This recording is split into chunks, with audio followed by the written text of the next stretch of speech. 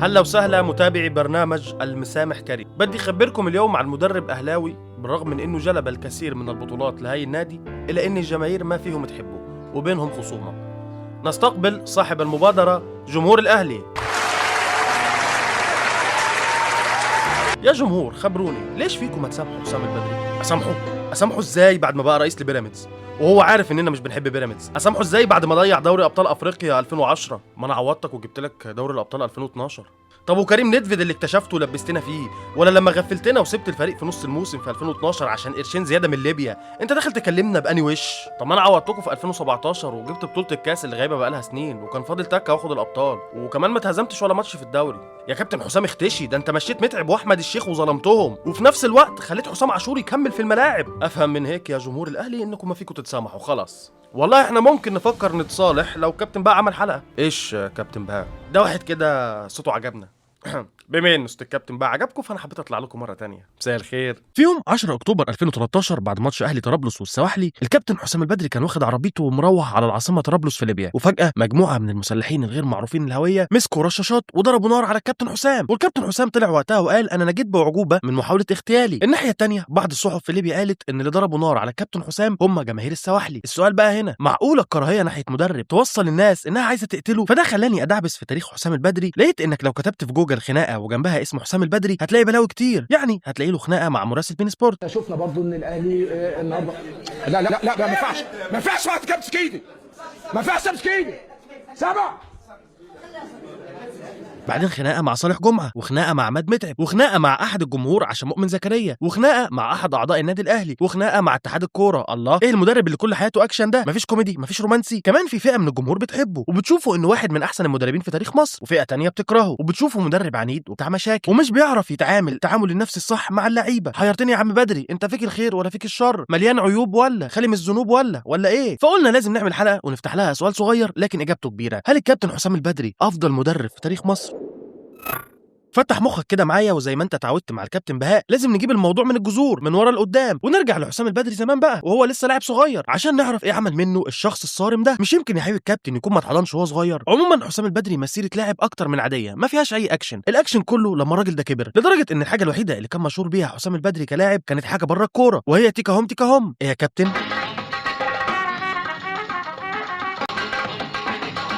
مالهم الاهلاويه بقى؟ انا بشجع الترمايه وما بحبش اهلاويه. ومال انت هو يا ده كان مشهد تمثيلي 40 ثانيه في فيلم يا رب ولد اللي كان بيمثل فيه الكابتن اكرامي ابو حبيب قلبي حارس مصر الاول شريف اكرامي. مين اللي ضحك عليك يا كابتن؟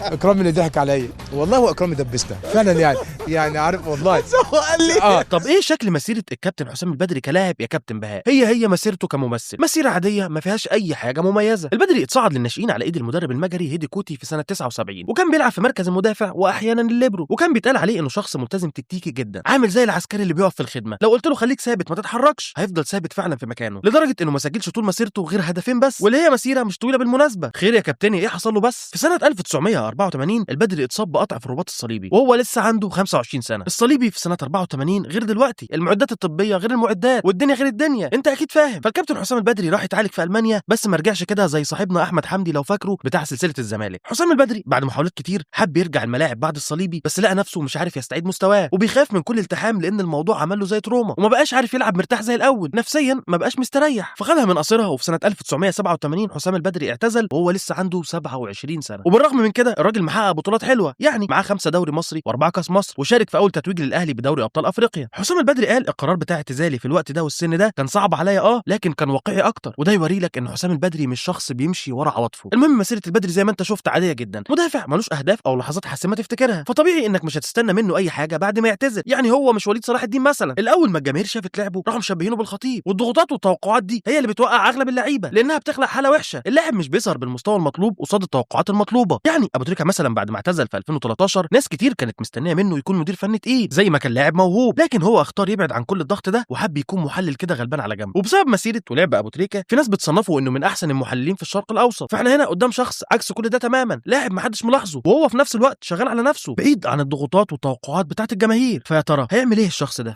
البدري خد السلم واحده واحده، اشتغل في قطاع الناشئين كمدرب، بعدين بقى مدير للقطاع كله. وفي سنه 2001 ايام ما كان في كوادر بتفهم بعيد عنك، مجلس اداره الاهلي قال لنفسه احنا بقالنا سنين بنعتمد على مدربين اجانب، والاجانب بياخدوا بالعمله الصعبه، فعايزين مدرب مصري يمسك الاهلي. لكن لما بصوا في السوق لقوا مفيش مدربين محليين كويسين، وان تجربه المدرب المحلي مع الاهلي مش دايما ناجحه، فقالوا احنا هنجيب واحد نخليه مساعد للاجانب يحاول يتعلم ويشرب منهم ونستثمر فيه، ومفيش احسن من البدري كاختيار عشان ياخد السلم واحده واحده وما يطلعش مره واحده. وبالفعل تم تعيين المدرب البرتغالي مانويل جوزيه، وجنبه كان المساعد بتاعه حسام البدري. وزي ما انت عارف نهضه الاهلي الحديثه حصلت في عهد مانويل جوزيه، والسيطره على اوضه لبس فيها كل النجوم دي كانت حاجه صعبه، وده اللي قاله مانويل جوزيه عن البدري: لولا شخصيه حسام البدري الصارمه انا ما كنتش هعرف اسيطر على اوضه اللبس دي لوحدي. فتخيل ان البدري بقى شاف كل ده، فشتان الفرق بينه وبين سامي قمصان. واحد يقول لي يدخل سامي قمصان في كلامك؟ اتقل وهقول لك قدام. حسام البدري شرب من مانويل جوزيه شخصيه الخواجه اللي بيتعامل ميري، بس شربها زياده شويتين 3 4، لدرجه ان مانويل نفسه قال على البدري ان طبعه مع اللعيبه صعب وناشف. جوزيه ده كان مشهور شويه بانه مدرب عنيد وطبعه صعب، او مش صعب، هو اجنبي واحنا كمصريين بنحب الدلع. فتخيل لما جوزيه شخصيا اللي يقول على البدري انه طبعه صعب، تفتكر قسوه البدري دي عامله ازاي؟ هل بيكهرب اللعيبه؟ هل بيعمل معاهم زي المقدم سيف الحديدي مثلا؟ لكن برضه جوزيه كان بيشكر في البدري، وكان بيقول انه واثق في قدرات البدري الفنيه وانه هيكون مدرب واعد. وفي 2009 الاهلي خرج من دوري ابطال افريقيا في دور ال 16 على ايد فريق نيجيري اسمه بيلارز على حدود منطقه الجزاء في منتهى الخطوره، وادي انفراد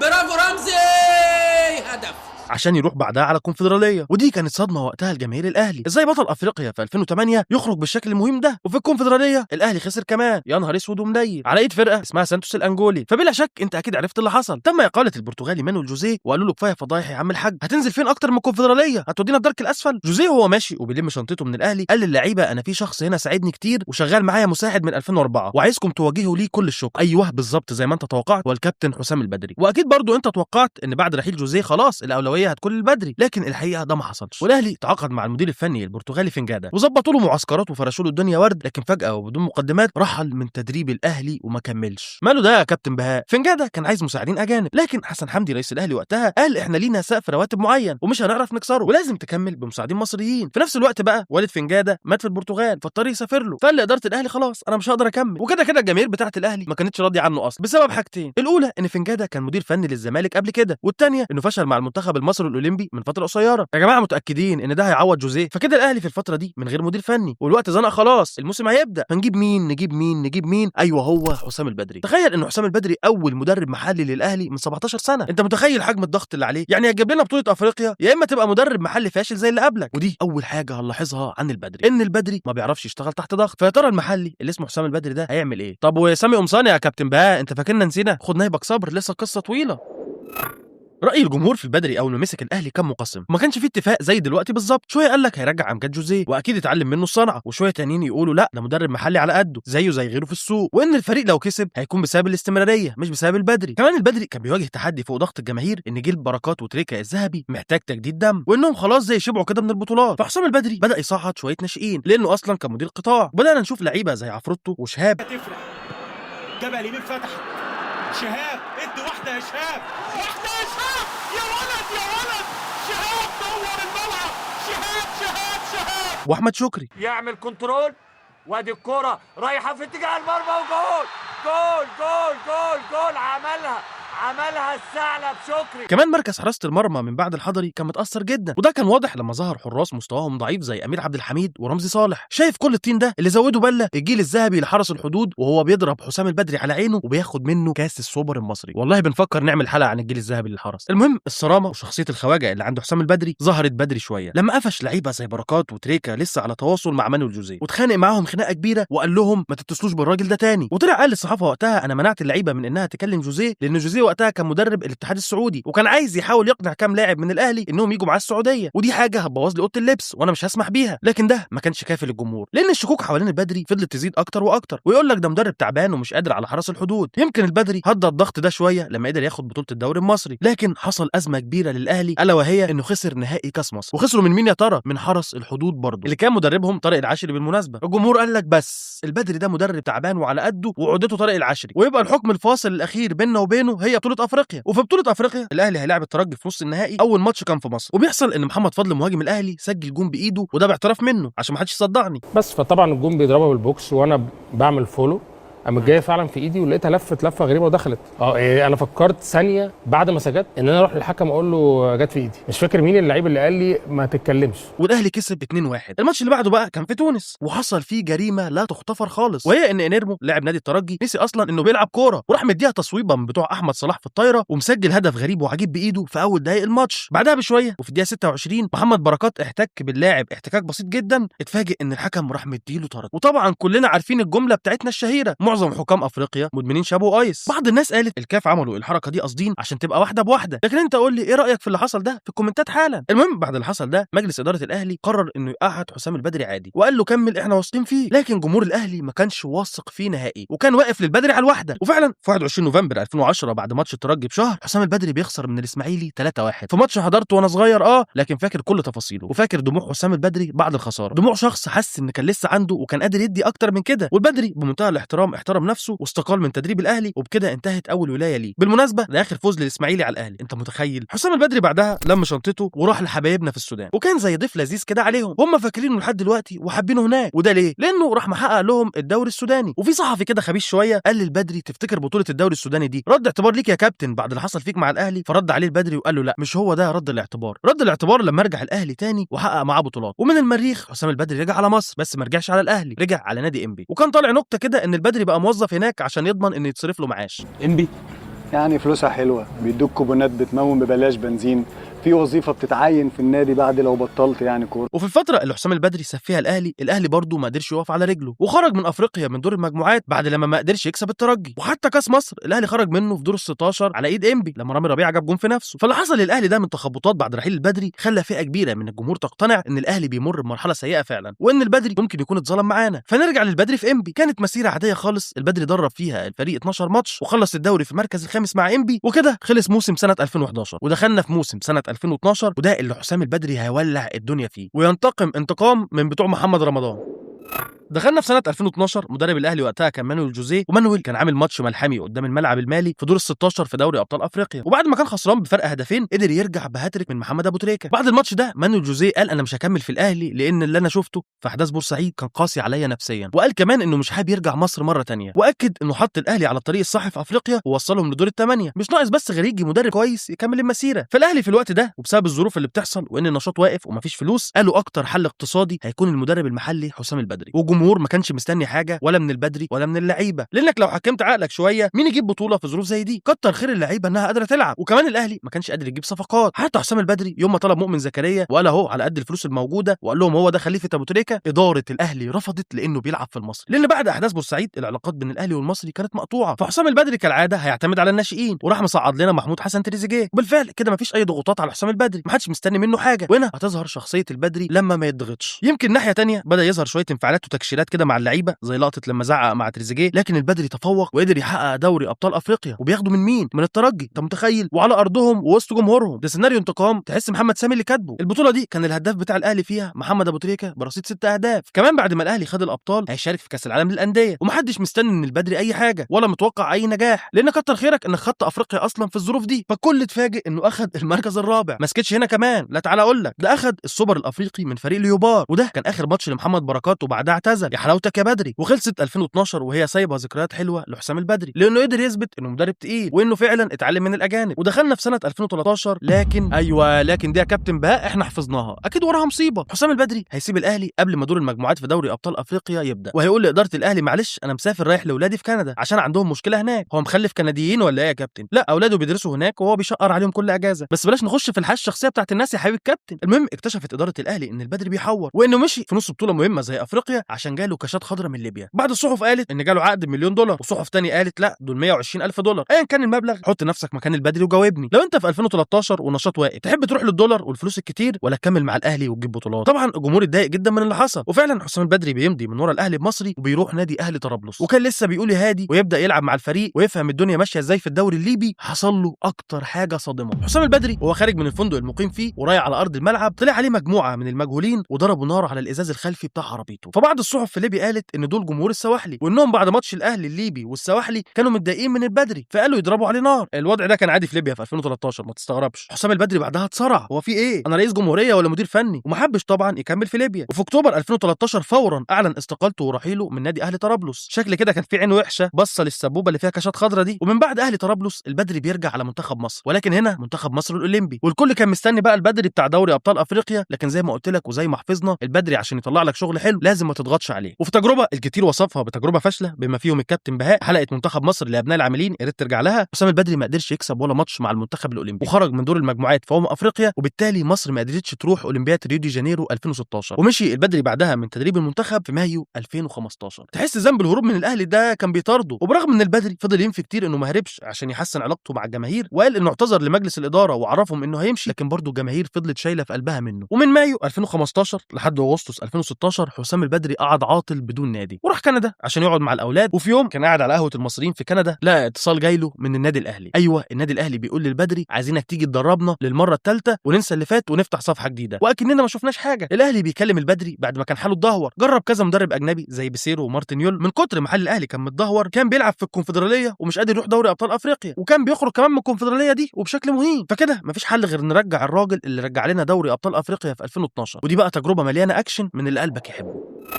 البدري المره دي معاه امتيازات كتير، صفقات زي ما هو عايز. الخزينه بتاعت الاهلي كانت منعنشه مع محمود طاهر، لو عايز يصعد ناشئين وماله، هو راجل بتاع عيال من زمان. وراح مطلع كريم ندفد وبيكهام واحمد حمدي. كريم ندفد اللي محدش طايقه دلوقتي كان بيطلع نار مع حسام البدري، وحسام البدري كان بيعشقه جدا وبينزله كل ماتش اساسي، لدرجه ان طلع نكته ان حسام البدري يبقى ابو كريم ندفد، وكريم ندفد قال انا مش متضايق من الموضوع ده، بالعكس. كمان البدري لا حبيبه مؤمن زكريا قاعد مستنيه. عايز اقول لك ان حسام البدري شخصيته هتظهر بصوره واضحه للكل. يعني في اول ولايه ليه كان لسه بيقول هادي لسه ما اتفرعنش، وفي ثاني ولايه ليه ما لعبش غير حوالي حاجه و20 ماتش، مش مده كافيه انك تحكم عليه. لكن في ثالث ولايه ليه هيلعب دوري وكاس وافريقيا وسوبر، يعني ماتشات بالكوم. فصرامه البدري هتظهر زياده عن اللزوم، فهيبدا يدخل في ازمات مع اللعيبه والحكام، وكمان هيزهق وهيدخل على الاعضاء بتوع النادي. وطبيعي الشخصيه الخشنه اللي قال عنها مانويل جوزيه تخش في كل الازمات دي. كمان الجمهور ما كانش مستني منه يعني انجازات كتير، لانه عارف اللي فيها، وعارف ان اللعيبه المصريه في الوقت ده كانت زي الزفت، وده انعكس على منتخب مصر. وبرجع لفيديو رحله فشل منتخب مصر عشان تربط الدنيا دي كلها ببعض. وكان الجمهور بيقول وقتها يا دوب يا عم بدري ترجع لنا الاستقرار المحلي، لان الزمالك هوش على الدوري وعمال ياخد مننا الكاس، وبعدين نبقى نشوف موضوع افريقيا ده. وانت عارف حسام البدري خلاص حفظ، طالما ما اتضغطش اتفرج عليه. يمكن ما كانش فيه تحديات كتير في الملعب للبدري، لكن تحديات البدري كانت بره الملعب اكتر. الجمهور كان محتاج اثبات من حسام البدري انه فعلا قلبه على النادي، وانه اتغير، وانه مش هو الشخص البراجماتي الواقعي اللي احنا عارفينه اللي دايما شايل عواطفه، ولا اللي بيحط مصلحته الشخصيه فوق استقرار النادي. حسام البدري في ولايته الثالثه وضح للناس ان فلسفته الكرويه نضجت كتير، وبدا يلعب لعب متوازن، بيعرف يدافع وفي نفس الوقت بيعرف يهاجم. يعني بنشوفه بياخد بطوله الدوري بدون ما يتهزم ولا ماتش، وبيكون اقوى خط هجوم في البطوله. لكن في نفس الوقت انتقادات حسام البدري كانت دايما بره الملعب، يعني الجماهير وبعض اللعيبه اشتكت انه دايما بيكشر ومتعصب. حتى في لقاء ليه مع مهيب كان بيضحك وبيهزر، هتلاقي ناس في الكومنتات مستغربه بتقول هو ايه جرى في الدنيا يا جدعان، ده حسام البدري بيضحك. حوار التكشيره ده وصفه خالد بيبو بانها حاجه اراديه عنده ما يقدرش يغيرها، وان البدري بيعتمد انه ما يهزرش كتير او ما يهزرش خالص عشان يقول للعيبه ان اهم حاجه عندي الفوز، وانكم لو ما كسبتوش عارفين هيحصل فيكم ايه. ده حتى حسام البدري لما عمل اعلان اللي هو حاجه فاني ترفيهيه طلع برضه مكشر ومتعصب. بعض المحللين على راسهم خالد بيومي قالوا ان الجفاء بتاع حسام البدري مش قادر يعمل بيه كاريزما شعبيه مع الجمهور دايما حاسس ان بينه وبين البدري في حواجز كده. واكد خالد بيومي ان في فجوه عميقه بين النتائج الرقميه لحسام البدري والقبول العاطفي، وان البدري مفتقر جدا لفكره القبول دي. كمان الحركه اللي عملها حسام البدري مع الحكم محمود عاشور، وهي ان بصيله من فوق لتحت، بتعكس شخصيه البدري بسهوله شديده، نظره ملهاش تفسير غير انك شخص عندك اعتزاز مفرط بنفسك، عايز تكسر سلطه الحكم، وشايف ان ده نوع من انواع الكاريزما. لكن الجمهور اللي كان واعي ما شافش غير ان ده غرور، ولو عايز تعترض على الحكم ففي 1000 طريقه غير دي. السلطه بتاعت حسام البدري دي هيفضل يمارسها كمان على اللعيبه، لما يلاقي لاعب بدا يعارضه زي حسام غالي فورا هيوقفه ويسحب منه شرط القياده. انت اتجننت يا غالي ولا ايه؟ مفيش كلمه هتمشي هنا غير كلمتي. كمان المعامله المهينه مع عماد متعب كان عليها علامه استفهام كبيره. هتقول لي عماد متعب شطب من بدري، هقول لك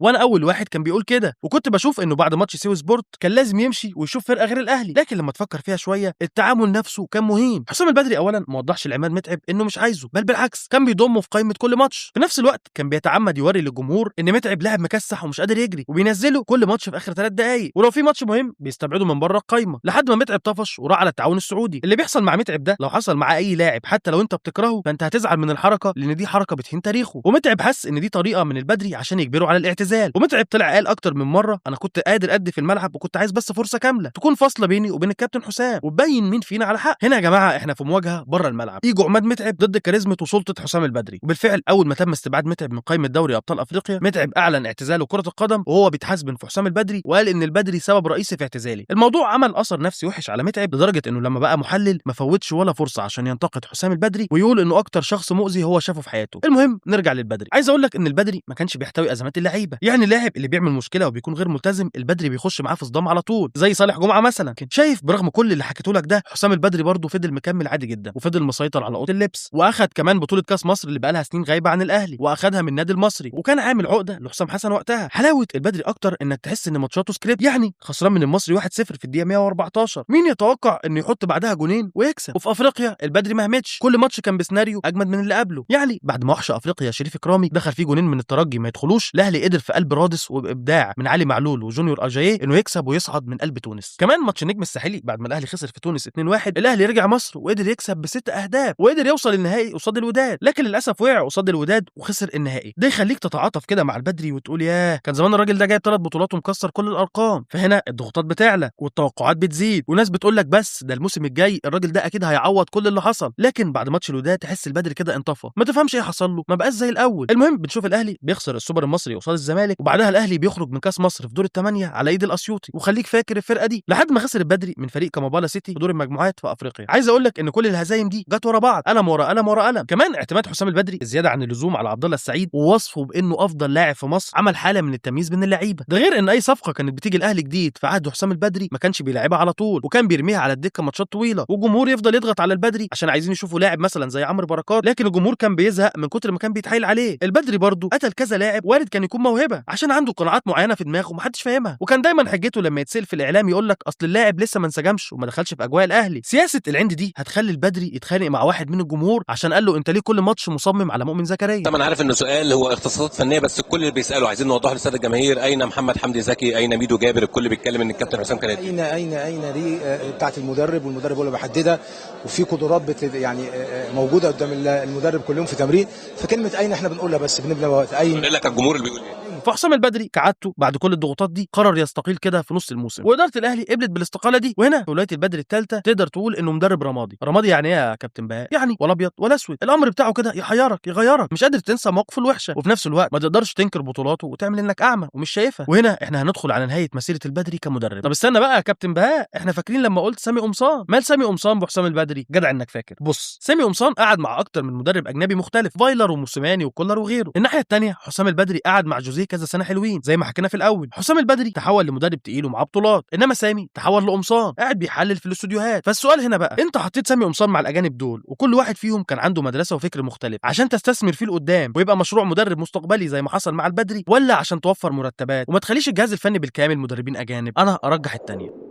حسام البدري بعد انتهاء ولايته الثالثه مع الاهلي هيعمل حاجات كده غريبه ومش مفهومه. اولهم في يونيو 2018 حسام البدري هيبقى رئيس لنادي بيراميدز اللي هو سابقا كان اسمه الاسيوطي، واللي اشتراه وحول اسمه لبيراميدز وقال انه هيبقى نادي استثماري عشان ينافس الاهلي كان تركي آل الشيخ. استقطاب حسام البدري كرئيس لنادي بيراميدز ممكن تبقى حركه غريبه بالنسبه لك، بس ده في حاله لو انت مش مركز معايا من اول الحلقه. فاحنا لو هنستشهد بالموقف اللي عمله مع الاهلي لما راح ليبيا في 2013 هنفهم دوافع حسام البدري كويس جدا في انه يقبل منصب زي ده. وهي الكاشات يا حبيبي الكابتن، لما سالوا حسام البدري انت ليه قبلت منصب زي ده وانت ما عندكش خبره اصلا في حاجه زي دي، قال لك انا عندي دور استراتيجي اتكون من خلال خبرتي وتجربتي السابقه في التدريب، وعايز استغل خبرتي في اني اكون فرقه من الصفر زي بيراميدز. فجمهور الاهلي قال له بقول لك ايه، انت راجل خاين ولخص وبطل لف ودوران وقول انك قبلت بمنصب زي ده عشان فلوس بيراميدز. حسام البدري عمل عبيط وقال انا استغربت من رده فعل جمهور الاهلي الغاضبه الشديده دي، ولو كنت اعرف كده من الاول ما كنتش قبلت المنصب. لكن كعاده حسام من اول الحلقه انه دايما بيحكم منطقه وعقله، هو شخص منزوع من اي عاطفه، مش بنقول انه بينكر العشره، لكن ما دام الموضوع فيه مصلحته خلاص طز في اي حد. وفعلا كمل حسام البدري كرئيس لبيراميدز، وبعد سنه بالظبط ملكيه بيراميدز اتنقلت من تركي آل الشيخ وراحت للمستثمر الاماراتي سالم الشمسي. ففي نفس لحظه التزامن رحل حسام البدري بدون اسباب واضحه على رئاسه نادي بيراميدز وقال انا هرجع تاني لسكه التدريب. وفي فتره كده منتخب مصر عمال بيقع، اتحاد الكوره المصري كانوا مفكرين ان البدري هيرجع الهيبه زي ما عمل مع الاهلي، وبالفعل تم التعاقد مع المدرب حسام البدري لتدريب منتخب مصر في 20 سبتمبر 2019. وهنا انت بتشوف البدري بياخد قرارات غريبه مع المنتخب، تحس ان ما كانش له السلطه الكامله في الفتره دي. وهنا التوقعات كانت عاليه من الجمهور، لان حسام البدري بلا خلاف هو احسن مدرب مصري في الساحه في الوقت ده، اصل هتجيب مين معاه بطولات زي البدري. لكن حصلت شويه مشاكل، اولهم ان لعب البدري ما كانش احسن حاجه. من الناحيه الاحصائيه حسام البدري في 10 ماتشات رسميه ما خسرش ولا ماتش، بس تعادل 4 ماتشات وكسب 6، بس برضه كلها كانت ماتشات قصاد توجو وجزر القمر وكينيا وليبيريا، مفيش اسم مرعب او تقيل. كمان بدا يدخل في صدامات مع اللعيبه زي الصدامات اللي عملها في الاهلي، ابرزهم مشكلته مع مصطفى محمد لما ركنوا على الدكه، وما عرفش البدري يحتوي الاجواء. ولولا تدخل احمد حجازي قائد الفريق وقتها كان الامور اتصعدت. كمان ما ننساش ان هو سبب حوار الشاره بتاعت صلاح من الاول، هو اللي سحبها من احمد فتحي وقام مديها لصلاح وقال لك اصلها مش بالادميه، وصلاح عنده شخصيه القائد. وانا هنا بقى اللي بكلم حسام البدري، انت جبت منين وجهه النظر دي في 2019؟ يعني بناء على ايه؟ صلاح ما كانش كابتن في اي فرقه لعب فيها اصلا قبل كده، وده مش كلامي، ده كلام يورجن كلوب اللي اختار ارنولد يكون كابتن على صلاح رغم انه اصغر منه في السن، لكنه شاف ان ارنولد مناسب اكتر. كمان ازود لك المشاكل، رفض انه يلعب اي ماتش ودي مع مصر. بعض المحللين قالوا ان البدري رفض الموضوع ده عشان مستواه الحقيقي مع المنتخب ما يتكشفش ويفضل يداني نفسه بالماتشات اللي بيكسبها 1-0 ويرقع في المشاكل. شويه تاني قالوا لا، الاهلي كان عايز اللعيبه الدوليه، فحسام البدري راجل اهلاوي فاكيد خاف على مصلحه الاهلي. وبين ده وده للاسف وقع تصنيف المنتخب، وبسبب الوقوع ده مصر خبطت في السنغال في تصفيات كاس العالم 2022. هو ده تاثير الفراشه. فوق ده كله اتحاد الكوره بعد ما حس ان في توتر في اوضه اللبس وان اللعيبه مش طايقه البدري، احمد مجاهد مسؤول اتحاد الكوره وقتها اتصل بالبدري وقال له احنا عايزين نمشيه، لكن الافضل انك تستقيل زي ما بتعمل كل مره، وده صدقني لمصلحتك عشان نحافظ على شكلك وكاريزمتك. طبعا ده كلام رفضه حسام البدري وقال انا ما خسرتش ولا ماتش، تمشوني ليه؟ عشان الاداء؟ يعني دي لعيبه انتوا عايزينها تلعب تيكي تاكا؟ فاحمد مجاهد اتضايق من عند حسام البدري وطلع في التلفزيون اعلن ان البدري رحل عن تدريب المنتخب. فيقوم البدري يقول لك عندي بعندي يا باشا، انا دماغي جزمه قديمه، والله ما انا ماشي يا احمد يا مجاهد، ولو عايز تمشيني مشيني، بس ليا شرط جزائي ب1,650,000 جنيه، هاتهم ومشيني. البدري ما استكفاش بكده، ده راجل قارح، ده اتهم اتحاد الكوره انهم مزورين عقده وانهم لعبوا في البنود، وطلع يجري على كل الصحافه يفضحهم ويقول لهم الحقوا شوفوا اتحاد الكوره النصاب بيعمل ايه. وحسام البدري يعتبر كده نهى العلاقه مع اتحاد الكوره بشكل وحش وكله تجريح، لكن مع نفسه ولشخصه هو كسبان ومنتصر. وبيمشي حسام البدري من تدريب المنتخب في 2021 وبيقعد حبه حلوين كده مريح ومش بيدرب، لحد ما فريقه وفاق سطيف الجزائري اعلن التعاقد مع البدري، وفي عز ما ناس كتير كانت مستنيه تشوفه بيلعب زي ما كان بيلعب مع الاهلي في 2018. للاسف البدري ما كانش موفق في التجربه دي، لان اللعيبه ما كانتش بتروح التدريبات اصلا عشان بقى لهم 4 شهور ما خدوش مستحقاتهم. فالبدري لقى الوضع ده فما كملش 10 ماتشات على بعض ومشي. ومن سطيف البدري راح على فريق الصفاقسي في تونس، برضه التوقعات كانت مرتفعه عشان ده حسام البدري اللي بينيم الترجي من المغرب، لكن في 17 ماتش حسام البدري مع الصفاقسي ما كسبش غير 5 ماتشات بس. وكالعاده وزي ما انت عارف حسام البدري بعد اي اخفاق هو اللي بيستقيل، مش بيستنى حد يمشيه، مش بيبقى ضيف تقيل على قلب حد غير الاهلي. وبعدها خد طيارته وطار على العراق وتحديدا نادي الزوراء. حسام البدري قاعد هناك وما كملش سنه، وكان بيعمل النتائج العاديه، مره يكسب مره يخسر مره يتعادل، في العادي منه ما كانش له اي بصمه واضحه. لكن فجاه قال انا عايز امشي. طب يا كابتن تمشي ليه؟ مين مضايقك؟ والله ظروف خاصه ومش حابب اقول عنها. تفتكروا كده ايه الظروف الخاصه دي؟ فعلا مشي حسام البدري وتم الاعلان في الصحافه انه مشي لظروف خاصه. وفي 21 مارس 2025 نادي اهلي طرابلس الليبي اعلن التعاقد مع حسام البدري. وما تخافش يا عم البدري، ما حدش هيضرب عليك نار. وهنا ما حدش كان مستني توقعات من حسام البدري خالص، لان كل تجاربه اللي فاتت كانت افشل من بعض، فمين هيستنى منه حاجه؟ ولكن على عكس توقعات دايما تحس ان البدري ده بيحب التويستات، فاجئ الكل واخد بطوله الدوري الليبي، وهناك بقى احتفلوا بيه والله عليك يا صائد البطولات. ويمكن ده اللي مخلي اسم البدري دارج في الفتره دي والناس بتذكره وعايزاه يرجع يمسك الاهلي. لكن لو حكمت عقلك وشلت عواطفك زي ما حسام البدري بطل حلقه النهارده بيعمل، هتقول انه لا ما ينفعش يرجع، وانه مش رجل المرحله، وانه فعلا مدرب حلو وعنده فكرتين 3 حلوين لكن خلاص اتحفظوا. ممكن يرجع الاستقرار في اوضه اللبس ويحكم اللعيبه، انا معاك في النقطه دي، لكن انه يرجع يلعب بنفس الكفاءه بتاعه الاول دي نقطه صعبه. فاجابه سؤالي الحلقه اللي انت اكيد عارفها اصلا، هل حسام البدري افضل مدرب في تاريخ مصر؟ الاجابه طبعا لا. لكن هل حسام البدري افضل مدير فني مصري في الوقت الحالي؟ طبعا بالارقام والحكتس والفك. بس ارجع اقول لك وبدون حياد، هو مدرب رمادي زي ولايته الثالثه مع الاهلي، ولا ابيض ولا اسود. ليه حاجات حلوه ما ينفعش تنكرها، بس ليه حاجات وحشه برضه ما ينفعش تنساها. وانا هنا مش عامل فيها الكابتن سيف زاهر، بالعكس. في سؤال تاني بقى هو الاهم، هل فعلا عدم وجود قبول او شويه وسامه عند البدري ده سبب من اسباب ان الجمهور مش طايقه؟ لان احنا كبشر عنصريين وسطحيين وبنحكم احيانا كتير بالشكل والمظهر. يعني تخيل معايا لو البدري ده شبه فايلر، مش كان زمان الناس بتقول عليه صارم وماسك الكرباج بدل ما بتقول عليه كشري؟ ولا لو كان شوجر دادي كده زي كولر او كيروش، مش كان زمان الناس بتقول عليه جدي؟ ويمكن ويمكن ويمكن. وهسيب لك انا بقى السؤال ده ترد انت عليه. وطبعا ما تنساش السبسكرايب عشان ما تبصلكش من تحت لفوق زي ما البدري عمل مع محمود عاشور، وما تنساش تعمل لايك عشان ما اعملش معاك زي ما البدري عمل مع متعب، وما تنساش تبص على حلقات زي رحله فشل منتخب مصر ومنتخب مصر لابناء العاملين عشان تربط باقي الحلقات ببعض، وبرضه بص على باقي حلقات القناه. والسلام عليكم.